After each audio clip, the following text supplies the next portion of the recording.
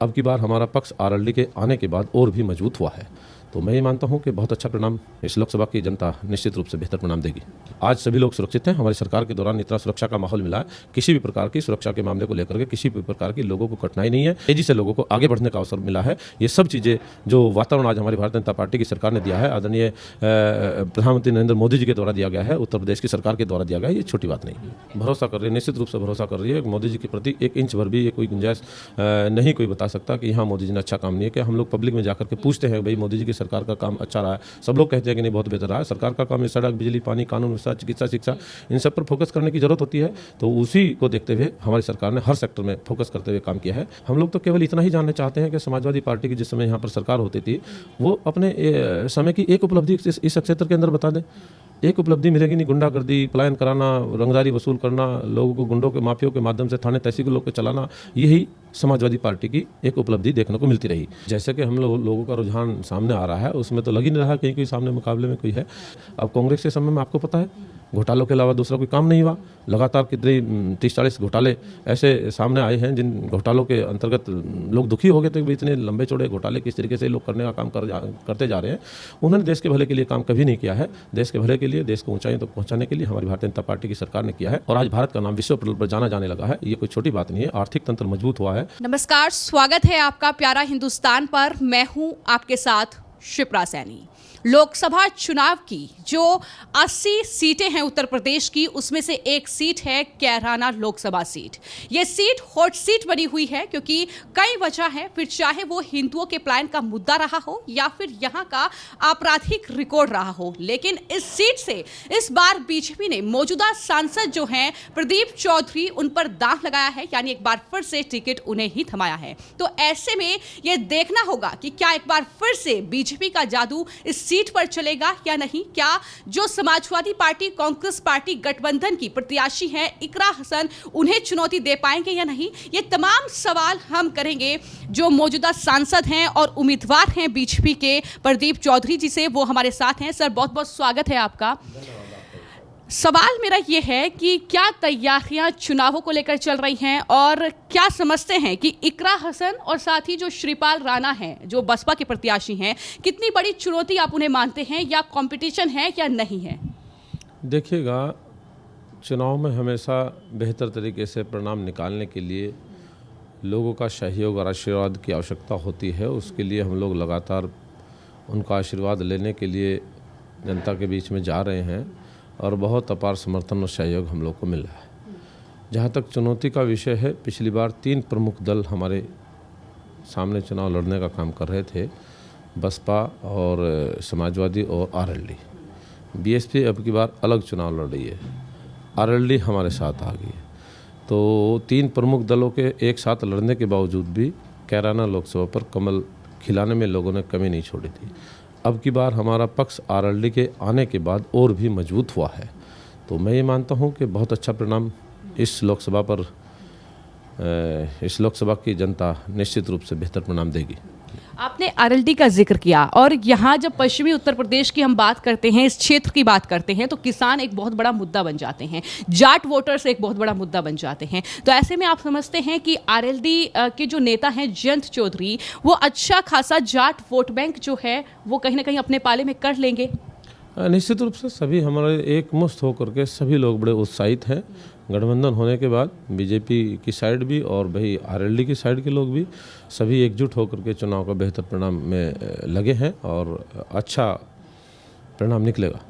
Sir, Kairana Lok Sabha seat की अगर बात की जाए तो कैराना में जो हिंदुओं के प्लान का मुद्दा है, वो 2014 से पहले की अगर तस्वीर देखें तो वो खौफ, वो डर, वो आपराधिक रिकॉर्ड, लेकिन उसमें एक बहुत बड़ा बदलाव भी देखने को मिला है। आप समझते हैं कि ये भी एक वजह होगी कि जनता जो है वो कहीं ना कहीं एक बार फिर से तीसरी बार प्रधानमंत्री नरेंद्र मोदी के साथ रहेगी या आपके साथ रहेगी, क्योंकि आप मौजूदा सांसद भी हैं इस सीट से? नहीं, माननीय मोदी जी के साथ तो देश की जनता है ही, क्योंकि मोदी जी ने इस देश के भले के लिए, देश के उत्थान के लिए, देश को विश्व पटल पर नाम भारत का पहुंच सके, ऐसे ऐतिहासिक काम किए हैं, बड़े निर्णय लिए हैं, अंतिम पायदान पर बैठने वाले व्यक्ति तक अपने योजनाएं उन्होंने पहुंचाई, अपनी बात उन्होंने पहुंचाई, उनको सम्मान देने का काम किया। ये छोटी बात नहीं है।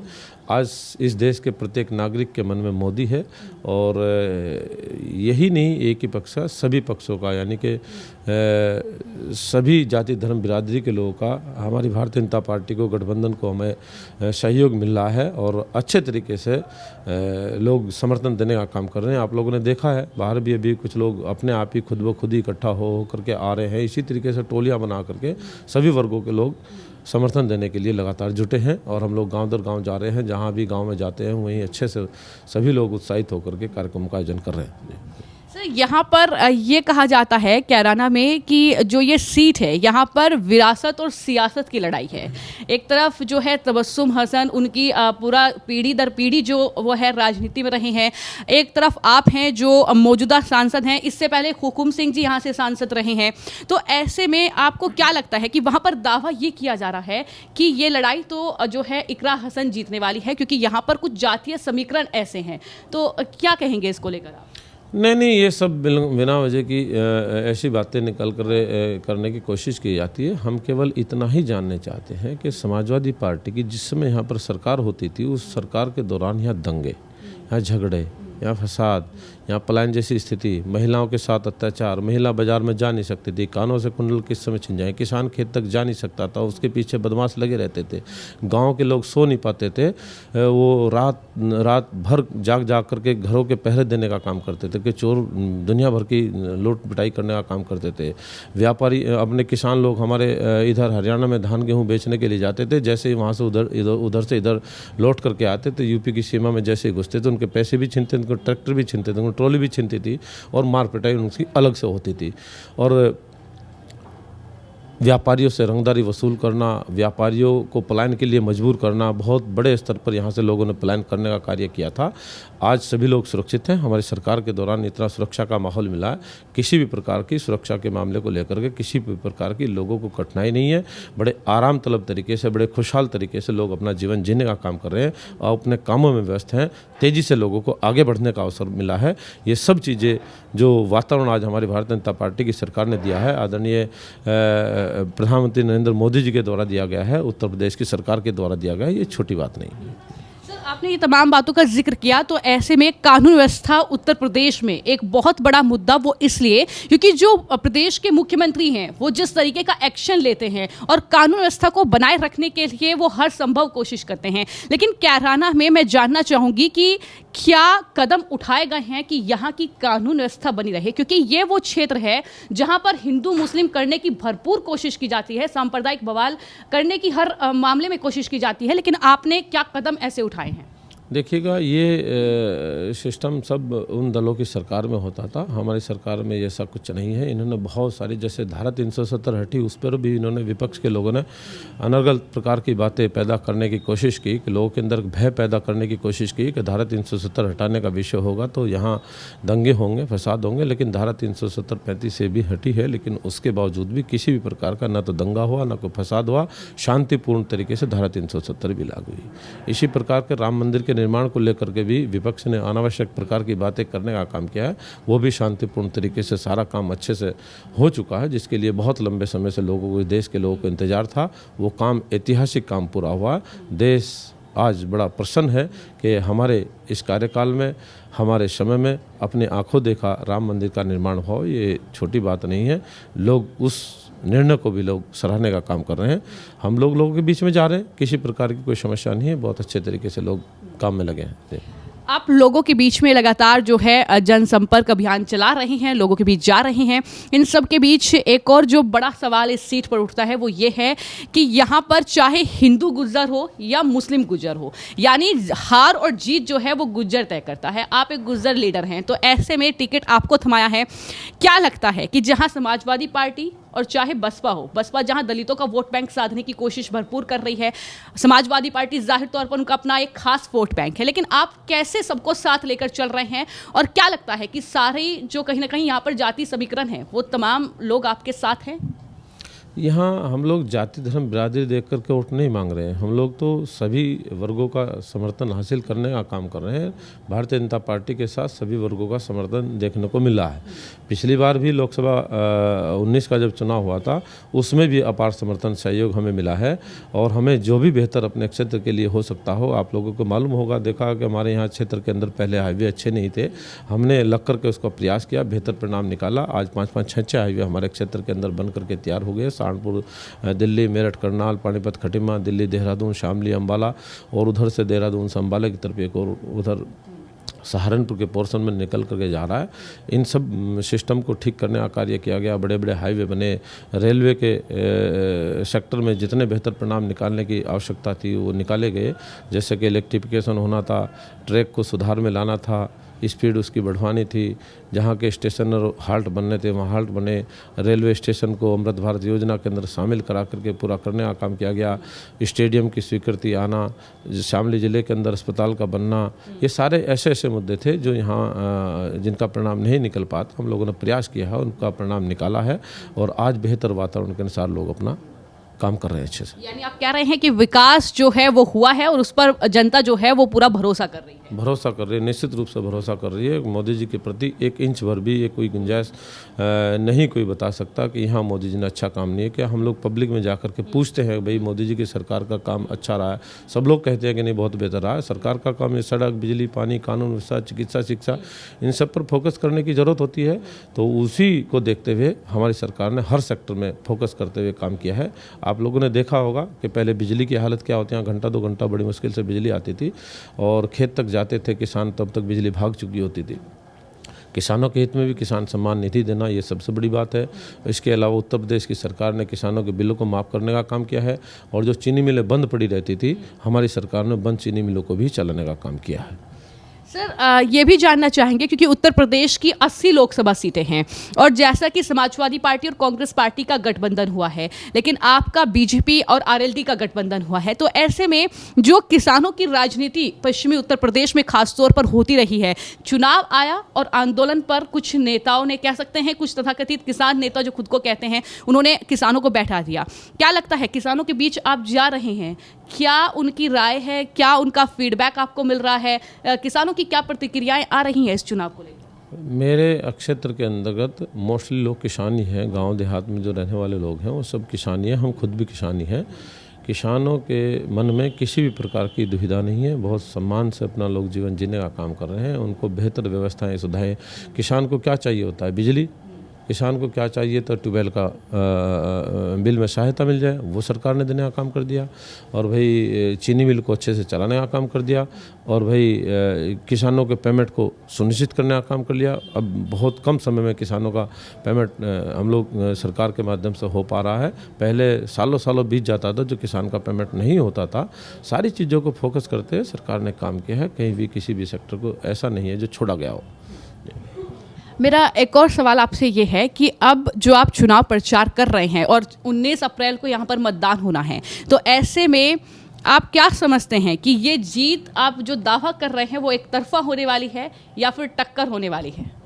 नहीं, हमारा जो जैसे कि हम लोगों का रुझान सामने आ रहा है उसमें तो लग ही नहीं रहा कहीं कोई सामने मुकाबले में कोई है।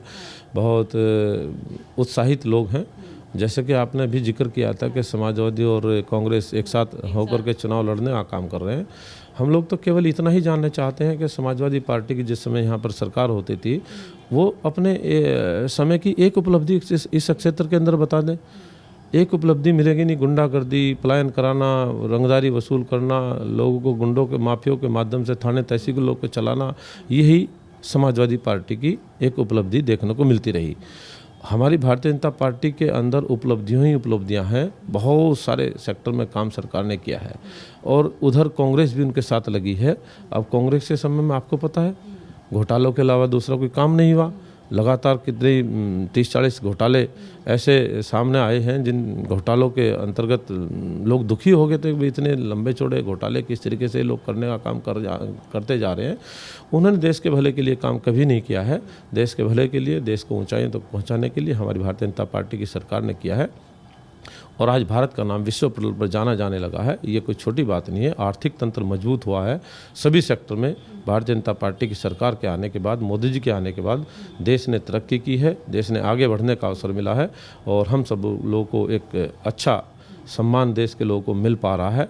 इस सम्मान को लोग बरकरार रखना चाहते हैं। फिर से मोदी जी की दी हुई तारीख, यानी कि सरकार की चुनाव की जो दी हुई तारीखें हैं, उन तारीखों का लोग इंतजार कर रहे हैं और अपना वोट डालने के लिए उत्साहित हैं। मेरा आखिरी सवाल, 400 पार का नारा प्रधानमंत्री नरेंद्र मोदी ने दिया है, दूसरी तरफ पूरा इंडिया अलायंस है, कैसा मुकाबला देख रहे हैं आप? क्योंकि वो तो आश्वस्त हैं कि 400 पार सीटें जो हैं आ रही हैं, लेकिन इस पर विपक्ष सवाल उठा रहा है। वो ये कह रहा है कि ईवीएम में गड़बड़ी करके ही ये दावा जो है प्रधानमंत्री कर रहे हैं। ये देश की जनता पर भरोसा करने वाले लोग नहीं हैं, ये मुद्दा विहीन लोग हैं। इनके पास हमारी सरकार के खिलाफ बोलने के लिए कोई एजेंडा नहीं है। देश की संसद चलती है, देश की संसद में अनावश्यक प्रकार का व्यवधान डालना। हमारी सरकार बार बार कहती रही अपने एजेंडे लाइएगा, अपने विषय रखिएगा, तर्कसंगत बात रखिएगा, लेकिन नहीं, कोई उन्होंने उन विषयों से कोई मतलब नहीं। इकट्ठा होकर के संसद के गेट पर इकट्ठा होकर के उपराष्ट्रपति जी की नकल उतारना, यही काम उनके बस की बात थी, वही वो लोग करने का काम कर रहे हैं। हमारी सरकार ने देश के हित में काम किया है, भले के लिए काम किया है, अंतिम पायदान पर बैठने वाले के लिए सम्मान देने का काम किया है। ये उनको हजम नहीं हो रहा है। अनर्गल प्रकार की बातें कर करके लोगों के बीच में भ्रम फैलाने का काम किया जा रहा है। तो मेरे साथ है कैराना से बीजेपी के प्रत्याशी जो हैं, मौजूदा सांसद भी हैं प्रदीप चौधरी जी, और वो जाहिर तौर पर चुनावी मैदान में हैं। तो ऐसे में प्रदीप चौधरी जी अपनी जीत को लेकर पूरे आश्वस्त हैं। उनका ये कहना है कि टक्कर में कोई नहीं है, फिर चाहे वो इकरा हसन हो या फिर श्रीपाल राणा हो, जिन्हें बसपा ने चुनावी मैदान में उतारा है। तो ऐसे में उन्होंने तमाम मुद्दों पर हमारे साथ बातचीत की है। कैराना में याद दिलाया है कि समाजवादी पार्टी के शासनकाल में किस तरह की गुंडागर्दी, किस तरीके से हिंदुओं का प्लान हुआ। तो वहीं ये भी बता दिया कि दरअसल विकास के नाम पर कहीं ना कहीं देश की जनता जो है वो प्रधानमंत्री नरेंद्र मोदी के साथ है, उनके साथ है, क्योंकि जिस तरीके से सड़कों का जाल बुना किया है, जिस तरीके से इंफ्रास्ट्रक्चर में कहीं ना कहीं बढ़ोतरी हुई है, ये तमाम चीजें हैं जो कहीं ना कहीं बीजेपी को इस चुनाव में जीत दिलाने की दम रखती है। फिलहाल आपकी इस पूरे इंटरव्यू को लेकर क्या राय है, हमें कमेंट बॉक्स में जरूर लिखें। धन्यवाद।